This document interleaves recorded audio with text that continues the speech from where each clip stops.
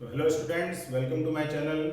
आज जिस टॉपिक के बारे में हम बात करेंगे वो है कि अगर आपके पास क्यूबिक इक्वेशन आ जाती है यानी त्रिघात समीकरण, तो उसके रूट्स हम शॉर्ट ट्रिक मेथड से कैसे फाइंड आउट कर सकते हैं। जनरल मेथड हम सब जानते हैं। सबसे पहले हम क्या करते हैं, हिट एंड ट्रायल मेथड लगाते हैं, यानी जो भी इक्वेशन है उसमें x की वैल्यू पुट करके देखते हैं कि कौन सी वैल्यू पे वो जीरो आ रहा है। उसके बाद में जो आता है वो हमारा फैक्टर बन जाता है। उसके बाद हम उसको डिवाइड करते हैं।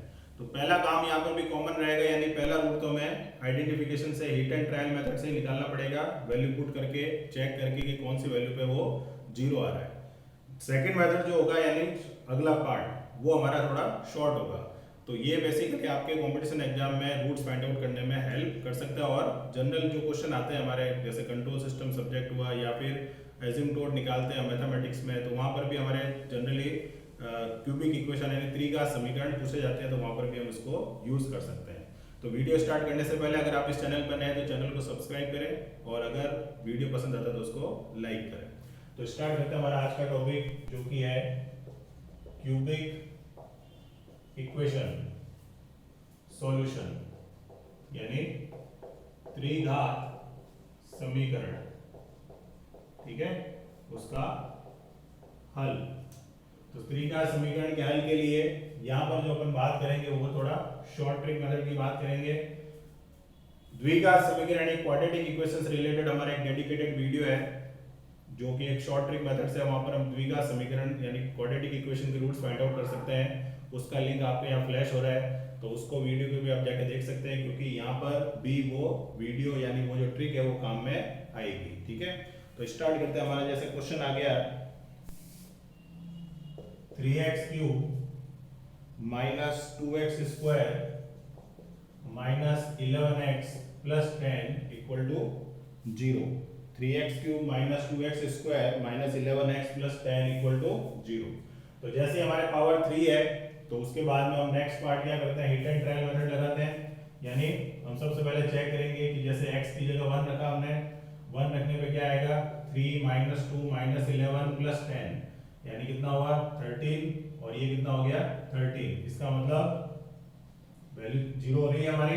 देखो यहाँ पर 1 रखा हमने, 3 आया, उसके बाद हमारा क्या आएगा, माइनस 2 आएगा, उसके बाद माइनस 11 और प्लस का 10, 10 और 3 13 और 11 और 2 13, यानी 13 माइनस 13 क्या हो गया, 0 हो गया। तो इसका मतलब क्या होगा कि 1 हमारा एक रूट हो गया, और फैक्टर के फॉर्म में लिखेंगे तो क्या लिख देंगे आगे जाके, x माइनस 1।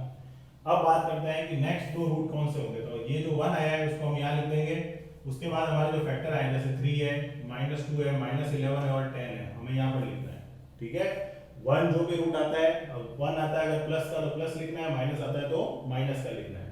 बाकी जो कोफिशिएंट है 3 माइनस 2 माइनस 11 और 10, ये हमने एज इट इज लिख दिए। अब नेक्स्ट काम हमें क्या करना है, ये जो 3 है इसको तो हमें एज इट इज यहाँ लिख देना है, दैट इज 3। अब 1 को हमें किससे मल्टीप्लाई करना है, 3 से। तो 1 को 3 से मल्टीप्लाई करेंगे, 3 आएगा, तो नेक्स्ट कहाँ आ जाएगा वो यहाँ पर। पहला जो कोफिशिएंट है उसको हमें एज इट इज लिखना है।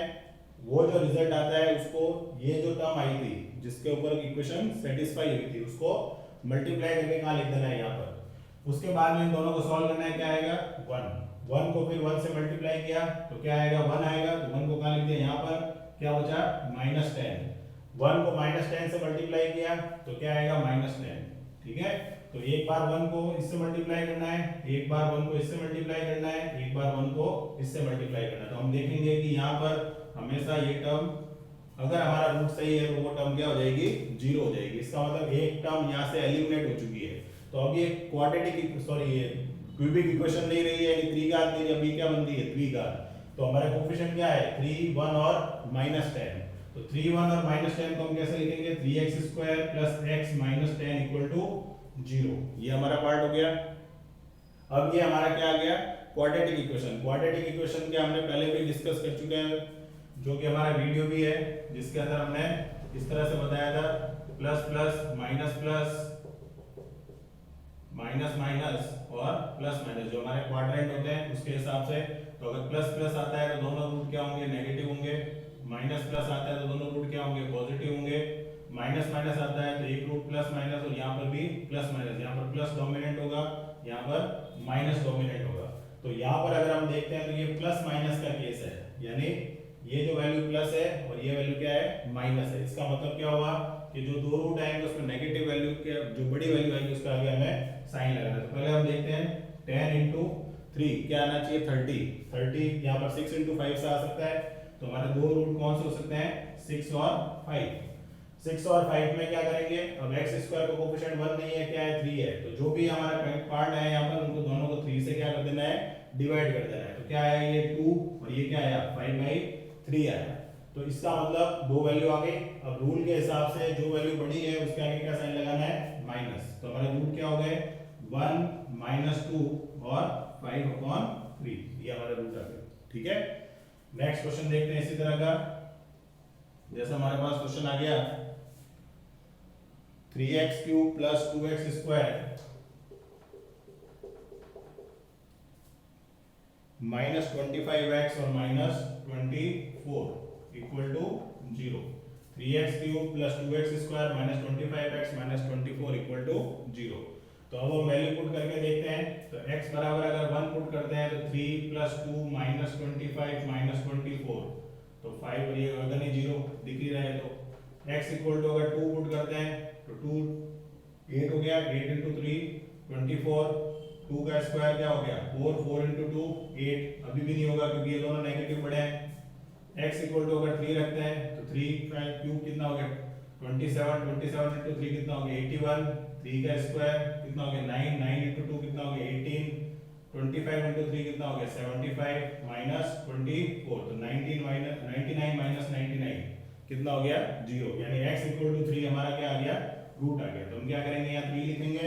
ठीक है, उसके बाद जो कोफिशिएंट है 3 प्लस का 2 माइनस का 25 और माइनस का 24 लाइन ड्रॉ करेंगे।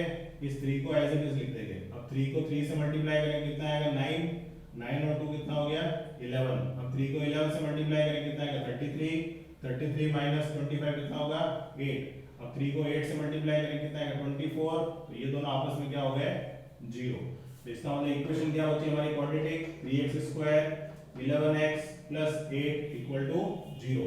8 × 3 24 और यहाँ पर 8 × 3 फिर से क्या हो रहा है 24। यानी हमारे दो रूट कौन से हो सकते हैं 8 और 3।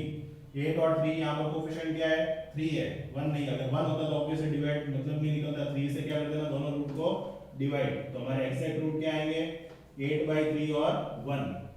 अब साइन की बात आती है तो दोनों प्लस प्लस है। तो दोनों अगर प्लस प्लस होते हैं यानी ये b और c तो साइन क्या लगा देते हैं दोनों के आगे माइनस। तो हमारा तीन रूट कौन से हो गए। पहला रूट हमारा कौन सा हुआ था जो सेटिस्फाई हुआ था 3 पर, फिर आया -1 और फिर आया माइनस का 8/3।